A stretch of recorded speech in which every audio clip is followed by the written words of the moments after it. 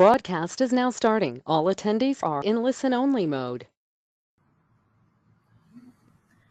Hello, everyone. I'm Melissa Mata, Municipal Research Analyst for the Colorado Municipal League.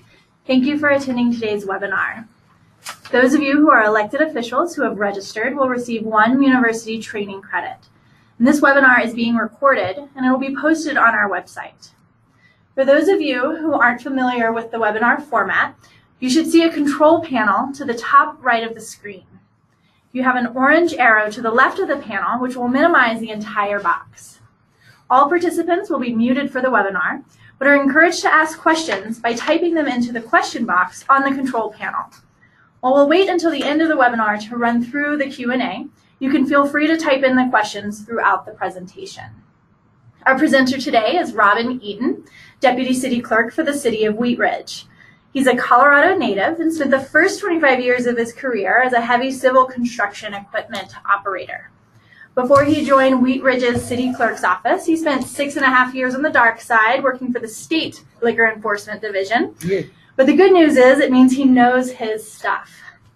Robin has 2 sons, Eli and Luke, and he lives in Arvada with Maggie, his wife of 31 years, where they enjoy making wine, gardening, hunting, and fishing. He also has a total of 23 pets, 1 dog, and 22 fish. Also here with us today is Kevin Baumer. He is the CML Deputy Director. And he's also the legislative and policy advocate who covers liquor and beer when representing CML members over at the State House. So thanks for being here today, Robin and Kevin. But at this point, I'll go ahead and turn it over to you, Robin. Good afternoon, everybody. Insert smile and wave off camera, of course. So today we're going to get started with a brief overview. That's my dog, Boog, aka Barn Find, and I feel like him some days when I get home from work. So we're going to go over some of the major bills that survived the legislation of 2018.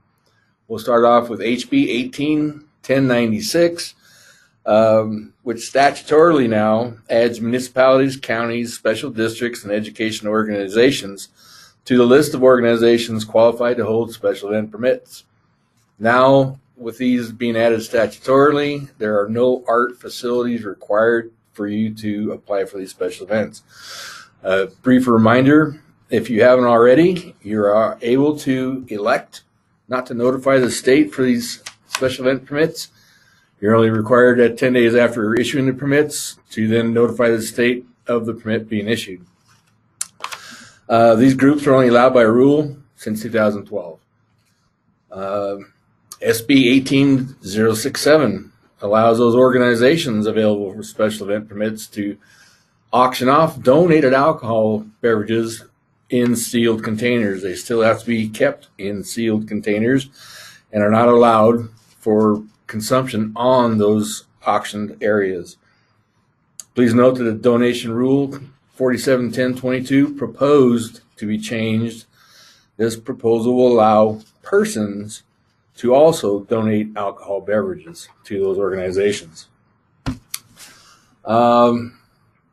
SB 18-173 expanded the cork and carry to licensees that have only sandwiches and light snacks.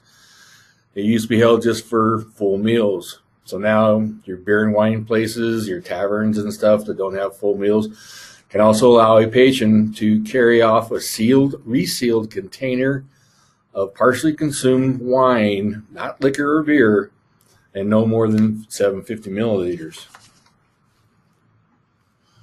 Okay, here we go. From 2016, SB 16-197 to SB 18-243, effective 1/1/2019. This is a definition that will be in effect 2019. Fermented malt beverage, FMB, means beer and any other beverage obtained by the fermentation of any infusion, which is a chemical process, in other words, soaking the leaves or herbs, or decoction, which is heating or boiling, just like they do with a distillery, of barley, malt, hops, or any similar product or any combination thereof in water containing no less than 0.5% alcohol volume. So what they did is they removed the cap of 3.2% for fermented beer and also eliminated the limit, the zero limit of 3.2 for malt liquor. So beer, FMB, and malt liquor is anything over 0.5% alcohol by volume. Anything under 0.5% is not required to have a license. So, is it beer or is it malt liquor? Well, danged if I know, danged if they do, because they're still testing it. So malt liquor and 1119 will have the same definition as fermented malt beverage. Beer. It usually gets most of its sugars from barley or other wheat grains. The yeast eats those sugars and it's turned into alcohol. What malt liquor does is it adds other grains like corn or rice to the concoction, which gives it more sugars for the yeast to eat, thus raising the alcohol content of beer. Regular beer usually ranges around 3.5%, but can go up to 15% alcohol usually. Malt liquor is a low at 8 to 12% alcohol, but can go all the way up to 20%. And I've made some that's right up there with it, legally, of course. Of course, after that, it's considered a spirit, just like with your wine. Yeah, 21% is considered a spirit by federal standards as well. The segregation of FMB and malt liquor. The SB18-243 did not do away with the beer code. That's why it's still in effect, 444102. In that code, FMB and malt liquors must continue to follow separate and distinct regulations. This FMB license only allows the sale of fermented beer. They cannot get their beer from a malt liquor distributor. They have to still get their beer from a fermented malt beverage distributor and or brew pub. Breweries. Brew pubs are allowed to sell and manufacture both beer and fermented beer underneath their license. A lot of questions going around since the 2019. They're planning for more sales of this FMB. A lot of locations. Safeway, I had a liquor hearing this morning. Safeway, King Soopers is coming up. Come and go. When they increase their display or sale areas of their FMB, this is required for a modification permit issued by the state, approved through the local authorities. So the state now is also backlogged with processing hundreds of these applications for their permits. That is still required underneath Regulation 47302A4. So 2019, the age of servers. They lowered the age of server to retail liquor stores, and liquor licensed drugstores can now employ a person from 18 to 21 years old, to sell, dispense alcohol, and check IDs, and those persons do not require adult supervision on site or any supervision. They can't drink it themselves, but they can now check your ID up to the age of 50 and sell and dispense. It was questioned at rulemaking hearing, dispense, so they, at these retail liquor stores, can 18-year-olds now give out alcohol during tastings? Yes, they can. So new FMB, Lawful Acts. People under 18 years old that are employed by these facilities can be employed at FMB. They cannot sell, dispense, or check IDs, but they are allowed to stock. 18 to 20-year-olds can sell, dispense, check IDs, but cannot deliver sealed fermented malt beverage products. And there's no adult supervision required by the state. And of course, Only those over 21 years of age can deliver, but they must follow delivery rules established in 1119. The law's effective dates. 20% food requirements for new and renewed FMBs. This is exempted in state statute 18243. If the facility was issued a building permit or certificate of occupancy that had been issued prior to 1119. The new state regulations rules came out, and they say that the premises building, it had to have an intent that it was going to be a FMB retailer. They gave an example of a florist shop not being allowed to avail itself to the state local authorities to change it from a flower shop to a 3.2 license. The grandfather clause for the building permit and CO, there was no expiration date on that grandfather clause. So if in 2 years they got a convenience store, if it's known that convenience stores or grocery stores sell FMB, they should be allowed to issue and apply for a FMB license. This was effective December 5th, and there's still some transitional questions that have not been answered.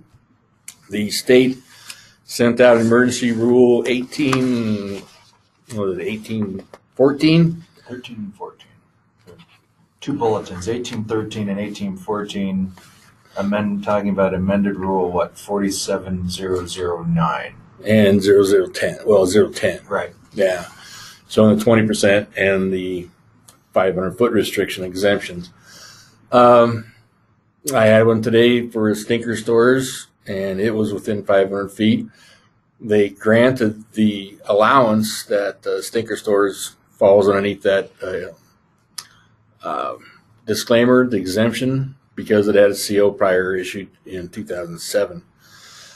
And they are well known to have fermented malt beverages at convenience stores. But if it was one of my flower shops in our city, it might not have gone through, but like I say, the local intent, we look at also, it's a municipality. We get our growth from economic development. You know, my thoughts is that it's the property owner's rights to apply for these types of licenses. It's the property rights of the community as well to have those types of licenses. And that's what economic growth, that's how we live and that's how we survive. That's how the people interpret and grow and love their communities by economic growth. You become stagnant without that kind of growth. So being an emergency rule, it's only effective for 120 days before a permanent rule has to be in place. So we will petition the state to change this rule or more declare the intent and to better exhibit and not place all the animosity against the local clerks. Because right now we're the bad guys sitting in the bad seat, and we got to tell these people no and try to explain the intent of liquor laws coming down from the state government. It's going to be a tough one. So with these intents, with the 20% food sales, no FMB sales are allowed at self-checkouts without complete help by an employee of the FMB. So if they got these checkout lines in Walmart and stuff like that, it's not that the grocer clerk is going to come over and check the IDs of the beer. Even at their self-checkout, they will make sure the whole basket is gone through and checked just like at a regular checkout lane by the grocery clerk. Licensing in general expands restraints on competition for second or additional licenses to all types. It used to be just for hotel restaurants and vintners restaurants that the competition was looked at, and now all types, hotel, restaurant, taverns, if they're going to get issued a second license, local authorities can consider that a restraint and not have to issue that type of license. One of the other things that came around was the old Sheridan relocation, the FMBs and RLSs cannot change location within 1,500 feet, 3,000 feet, and 1,500 feet if the municipality is located within the boundaries of city and county of Denver. Contiguous. So I'm sorry. Edgewater, Sheridan, some of those places like that. That's where that 1,500 foot is applied for. No others. So they can't move within 1,500, 3,000 feet of another RLS. They used to do, in rule, it was allowed that these liquor stores can change right next to the liquor store. That's why they put it in statute, so they could not. But remember that there's no provision against an RLS, retail liquor store, to move nearby a fermented malt beverage location. They can put a liquor store right next to a FMB, just not vice versa. With an ordinance, there's new tasting hours from 11 to 9 p.m. now. It used to be 7. It used to be 4 or 5 days a week, and they bumped it up to 7 days a week for these tastings. But they limited it to just no more than 156 calendar days per year.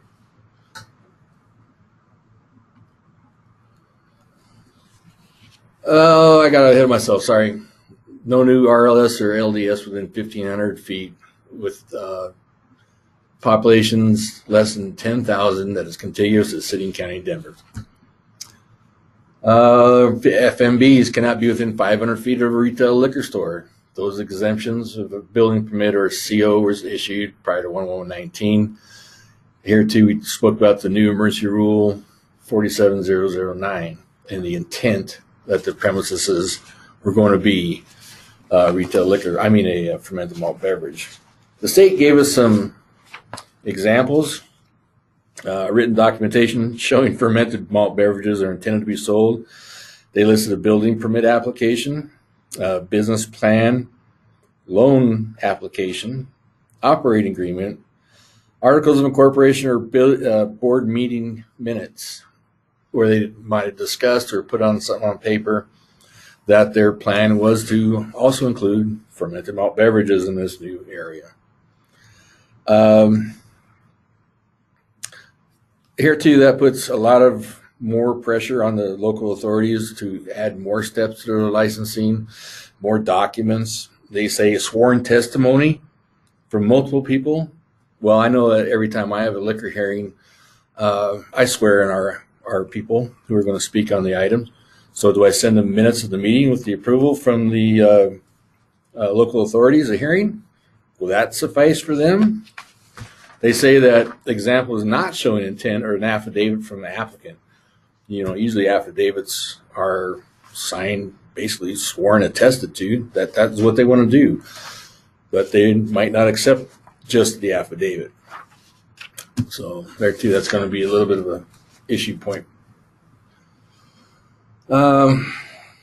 Here we go. Off premises FMBs cannot be within 500 foot of a public parochial school principal campus. This, like the other retail liquor stores, hotel restaurants, can be limited or modified by license type or types of school by local ordinance. So that can be changed. The 20% food requirement or the 500 feet from a retail liquor store cannot be changed by local ordinance. And that was the part that was the main priority of the municipal league going into the 2018 session, and it got folded into this legislation and maintained all the way through. Yeah, we don't get to pick and choose. We don't have says yet. Some new RLS, LLDS rules. No sales below cost except for discontinued or closed out liquors. The delivery rules will change 2019. Person is going to have to be 21 years or older. The vehicle leased by the licensee to transport alcohol. No more than 50% of gross annual proceeds can be delivered. So they cap the amount. It's not going to be a delivery-only business. And now in statute, it states clearly that these alcohol deliveries can only be to non-licensed areas. There was a couple of instances where it didn't say they couldn't, and retail liquor stores were delivering right to licensed facilities. And now they also added the multiple liquor licensed drugstores, if licensed prior to 10/1/16. They are also now available for multiple LLDS licenses. And we're still checking to see if what's in the saddlebags to see if that is a delivery. There's no law saying a dog can't operate a horse, but it's illegal for a person to operate a horse while they're intoxicated. Some of the other things that are highly contentious is that they said that no suspension or fines consideration against the licensee that occurred 5 or more years in the past. And those cases are for sales to underage, sales to a habitual drunkard, or sales of alcohol to visibly intoxicated persons. Why they capped it at, why we can't go back 5 years, maybe it was 5 years and a day, but we cannot go back by statute and add our fines to those problems that happened more than 5 years ago, just for those 3 violations. It is now not unlawful for a person who is at least 21 years of age to consume FMB, malt, vinous, or spirituous liquors in a public place, except on a right-of-way, but only if it's authorized by local ordinance, resolution, or adopted rule. In the city of Wheat Ridge, we always had allowed 3.2 in our parks and recreation areas. We went through hearings, study sessions just recently, and all we basically did was remove the 3.2 to come into more compliance with state regulations. There's no cap on the 3.2 fermented beer anymore. So we allow anybody in the city parks to publicly consume fermented malt beverage. With the state's removal of their labeling, it's going to be hard for our officers to decipher if it's fermented beer, that's allowed, or is it malt liquor, that's not allowed. The state doesn't analyze alcohol any longer either, so the RPD is going to have to check their sales receipt to make sure it's properly purchased at an FMB licensed retailer. Unlawful acts, some of the exceptions. New to 2019, no sale of FMB or alcohol in sealed containers on Christmas Day. This was always a statutory prohibition against retail liquor stores and liquor licensed drugstores to sell alcohol on Christmas Day. But new in 2019, your Safeway, King Soopers, City Market, whoever has those FMBs, will not be able to sell sealed containers of fermented malt beverage either. Open samples of FMB or liquor can stay on the premises, but must remain within the licensee's possession. So if they're having tastings or a wholesaler comes over and gives them a bottle, they crack a bottle open. It used to be that the wholesaler had to take it off the premise. Now it's allowed for the licensee to keep it in a stored separate area, not for viewing by the public, so that they can, swill it and consider if it's okay to purchase and or have it at their next tasting, legal tasting date. All off-premise sales, including FMBs, are verified with IDs for anybody 21 to 50 years age, and it's not required if the consumer is or appears to be over 50 and they have not presented legal ID. That's all I got, people. Thank you, and we're ready for questions, and hope your head's not spinning yet. Awesome. Okay, thank you, Robin. And what we're going to do is pull up any questions to see. So again, you can type them into the question panel or the question section on your panel, and we'll go through them. So I'll read them and then ask Robin or Kevin to jump in. So the city of Boulder, can local licensing make a rule on the age of server requirements more strict than the state for sales or service? Happy to take that one. Go ahead. Seller server age restrictions are in state statute.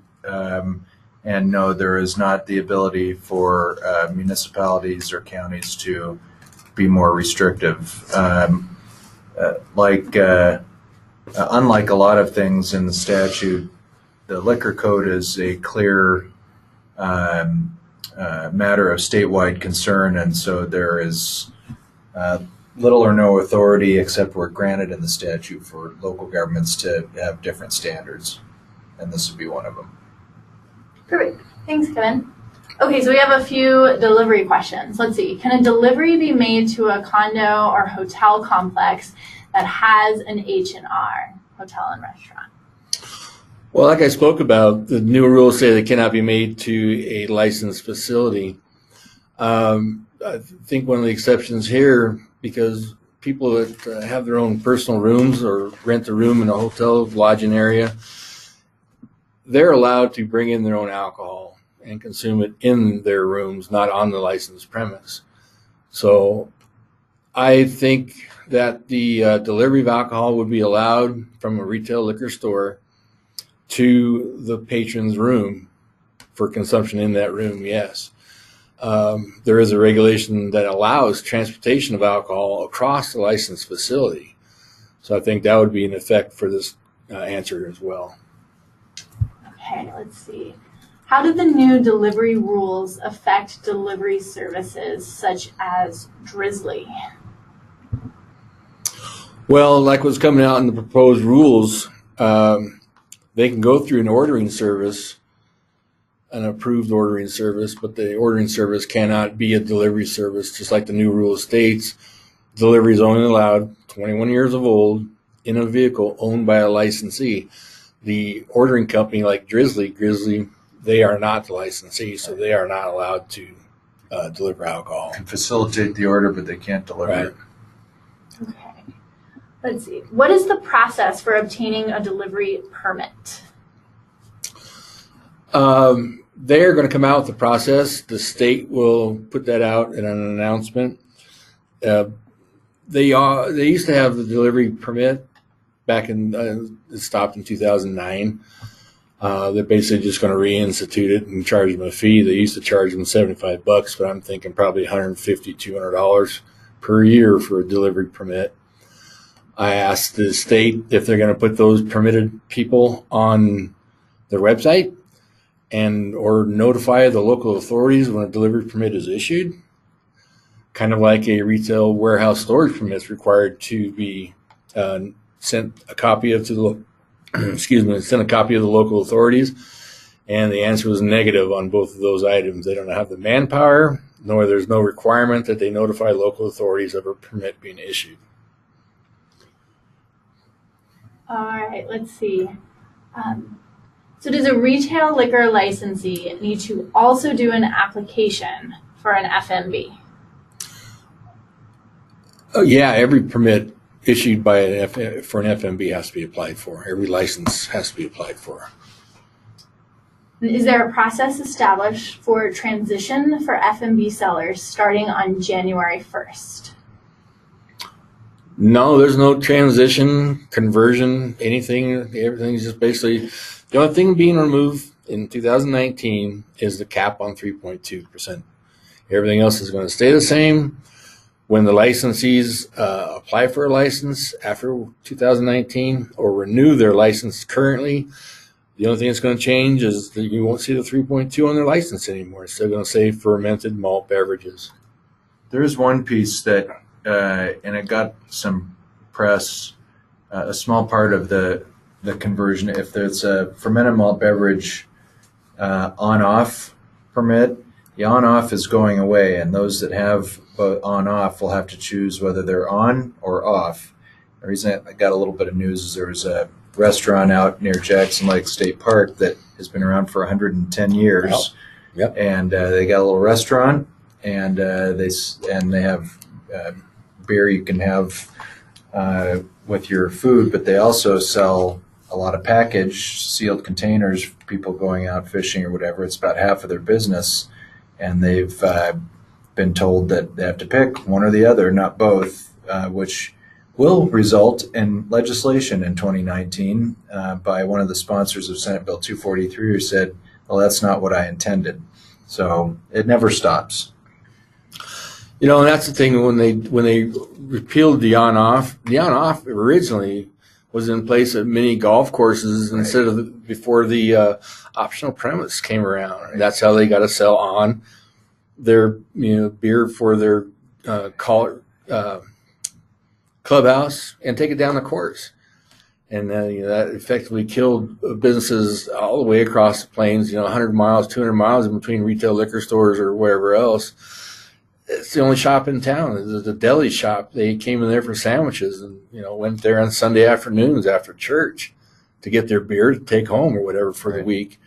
And it effectively killed them. And I think one of the restrictions that was reason that on-off was repealed is because a lot of the fermented beverage distributors, retailers like Walmart, chose to convert that license to a change of class from an off-premise just so they can deliver food with their beer and vice versa, because that was that one allowance for those FMBs to do that.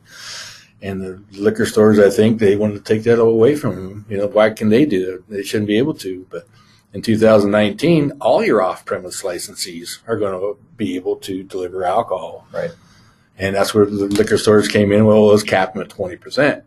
So that's their food sales. So. Perfect. Thank you. Okay, let's see. What is your opinion with regard to the discussions regarding how intent is proven for new FMB licensees in pre-existing buildings? Where are we at? Right here, this question here. So essentially, the brand new changes that you were just talking about before. Well, this is Kevin. My opinion is the statute, unfortunately, is ambiguous. It talked about grandfathering in those who had a construction permit or a certificate of occupancy, and then after the ink was dry on the bill, it was pretty clear that the way that was written, especially with the CO, you could really go back in time for as long as the CO had been in existence, for as long as the building had been in existence. So that opened the door for, I think, some of these applications, like, as mentioned in the bulletin, a flower shop that was probably never intended to be an FMB licensee coming in and getting one. So there's no clear statutory restriction, and that's why the state moved, LAD moved for the emergency rule. But unfortunately, that has gotten a little bumpy. We've gotten a lot of inquiries. I know Robin's handled some as well, where folks still don't fully understand how the intent is to be divined by, in the case of an inquiry I got, a convenience store that had been around for multiple years is now trying to get their FMB license. And did they have that intent when they built the stores some years ago? Well, they'll have to attest to that some way, shape, or form. In one of the examples that's included but not limited to the list of things that Robin read off. So there's really no clarity in the guidance that has been provided, more ambiguity, and my opinion is it puts local licensing authorities and clerks right in the face-to-face conversation with applicants who are going to be frustrated about either being denied or not being given a clear answer whether they'll be able to move forward. In my personal opinion, the Liquor Enforcement Division needs to stay off the psychiatric couch and deal with liquor issue items. Okay. Thank you. All right, let's see the next question. Can you clarify HB 18-1096 regarding art facilities and special use permit? Does that mean they can or cannot apply for a special event? Yes, they can. Permit? Yes, they can. Yes, they can. This all came about because the rule that Robin mentioned had been in existence since 2012, and in the process of reviewing rules, which LED does annually, they thought maybe they didn't have the statutory authority to adopt that rule in the first place, and they were probably right. there are a number of municipalities that had been since 2012 issuing themselves special event permits for beer festivals and things that they were doing in their parks. And LED was proposing eliminating the rule. The league said, I'll tell you what, put that on hold and we'll get statute that gives the authority, which is what 1096 is. And so instead of only having a facility, arts facility, being able to, now any municipality, county, or special district can issue themselves or be issued a special event permit. That's what 1096 does. Perfect. Thank you. All right, next question. How are you notifying RLS and FMB that they must be closed on Christmas? Are you going to have your enforcement agency check in on it? Of course. I have already mailed out letters to our retail liquor stores. I do this every year as a general reminder, telling our retail liquor stores that they cannot be open on Christmas Day for any kind of alcohol sales. If they sell car parts or oil like they're able to now, that's fine. But there's no alcohol sales on Christmas Day. And next year, my letter will also go out to the FMB retailers, notifying them. And I also CC my police department and code enforcement officers on this as well. And just to clarify, FMBs can still be open Christmas Day this year. That's it. Well, they can be open, but there's no alcohol sales. So they can sell gas and they can pump people full of Pepsi and stuff like that, but no alcohol sales. Gotcha. All right, perfect. Is an application for a 3-2 license that has already been sent to LED subject to the intent rule? Yes. Anything that was not approved prior to December 5th is subject to this new intent rule. Excuse my cough. Okay. Is there a presumption that all grocery stores and convenience stores would sell FMB, or is that up to the local clerk to decide? That's a very good question. Well, it's like I received notice from the state liquor when I was talking about my stinker store.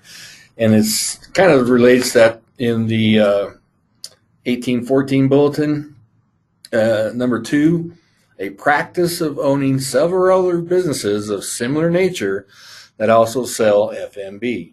So yes, they should be well versed in knowledge that come and goes, they come and go, but they're going to sell FMB. And just like with my stinker stores, convenience stores, grocery stores, been around forever. They all should be notified. They shouldn't need to avail themselves to this intent. So it should be good to go. Thanks, Robin. Okay. Can a local jurisdiction put requirements on labeling or signage to define alcohol by volume in stores, since labeling requirements on containers have been eliminated? No. I don't think they can. I don't think they can either. And it's an industry standard now. The state can require 44.3.202 these labeling restrictions or remove them at their will. It's not up to the local authorities to mandate that they do so. Okay. We have an on-premise 3-2 beer licensee located right across the street from school property. Good for you. They only use the license during non-school periods such as summer, and this allowance was done by ordinance. Do you see any issues with their transition to FMB? It's interesting that there's a school distance restriction, but high school and college kids can sell at liquor stores. So I think there's a question and commentary. If they already have their fermented malt beverage license, then the 500 foot from school distance restriction that's now new doesn't apply to them. It's only for new FMB licenses. So the fact that they were 3-2, it's the same. Yeah, It's the same. And then, of course, for any new ones after 1/1/19, municipality, as Robin mentioned, has the ability to reduce or eliminate the distance restriction, just as you do with any other local license that you issue. Yeah, so they're grandfathered in even upon transfer or renewal or late renewal. They're grandfathered in within that 500 foot, and you can change your ordinance too if you want to, and allow them to sell anytime, even after the summer ends. That's a different one. Usually restrictions like that are only placed on for problem child areas, right? But, local home rule. So then it looks like she has a follow-up. So are clerks supposed to issue new licenses to current 3-2 beer licensees on January 1st, No. 2019? No? Just at their normal, it's the same license on December 31st as it is on January 1st. Just at when the renewal, they'll get another FMB license. It'll just may have some new language on it. And if you issue your own city license, state code requires your license is supposed to describe the alcohol beverages that are able to be sold for that license. So change your local license to say fermented malt beverages. You're good to go. In the interim, with intent, how far back are they considering intent? Including, but not limited to.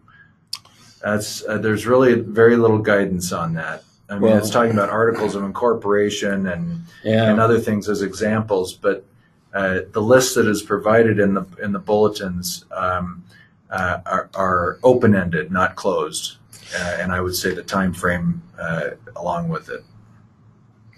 Yeah, it could be forever going back in time, and you got to remember too that this intent rule, anything prior to December 5th, those didn't apply. So they've been able to go forward. Yeah.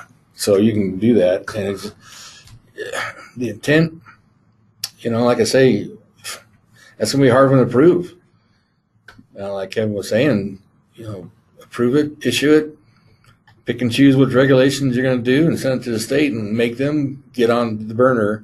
Because the only way they can deny a license that has been locally approved is at a hearing, and at that hearing, if it's been denied, the applicant or licensee has a chance to appeal that decision. That judicial review will then come into play, and you can take it all the way to the Supreme Court, which, I would be right there beside my applicant on my side of the hearing table. It's obviously advisable to attempt to follow the rule and the intent language so that there's documentation can be justified. It just seems like there's a extraordinary amount of latitude there for the local licensing authority to work with the applicant to demonstrate that intent. And if it's still ambiguous, the state's going to have to further resolve that in either the manner Robin described or when the emergency rules are brought up again in formal rulemaking, which I understand there will be a stakeholder process for that, I was told, in early January to be announced. January 14th, the next meeting. Yeah, I think it's, yeah. All right. It looks like those are all of the content-based questions. We did receive a couple of questions about how to access this PowerPoint. So this webinar was recorded as we did it, and we will place the recording as well as a PDF of the PowerPoint on our website, www.cml.org, under training materials. Normally I say by the end of the week, but today's Thursday, so I'll say first half of next week. And once we do have everything up there, I'll make sure to send it out to the clerks listserv, since the majority of our attendees today are clerks. But again, by first half of next week, expect to see it on our website under training materials. It'll be both the PowerPoint as well as this recording. So any closing thoughts, either from Robin or Kevin? My only closing thought, first see if Robin has any, is that that we're still, this story is still being written. I mentioned there is at least one piece of legislation related to the on-off. My understanding is there's going to be another piece of legislation to try to further clarify that, we really mean that fermented malt beverage and malt liquor are the same thing now. There's problems on the manufacturing and distribution portion because they're two different things, yet they're the same thing. And there will be some legislation to clarify that. So for all the clerks that are eagerly awaiting CML's updated liquor licensing handbook, we've made the decision to delay it just a little bit longer so that we can get those changes in. Also, it's kind of a lot of work to overhaul the existing one. And then that'll be available online sometime next year. And then we can make changes But there will be more legislation coming in 2019. I hope it's not as extensive as what we've seen the last 2 years. I don't think it will be, but the story is still being written. Any closing thoughts, Robin? Are your head spinning? No. Have a good day and happy holidays. Merry Christmas, New Year's to everybody. Thanks, Robin. Thank you, Kevin, both of you, for being here today. And thank you to all of our listeners for joining us today. Take a look at our website next week for this webinar, as well as previous webinars, everything you want to know. All right, with that, this concludes the webinar. Have a nice afternoon.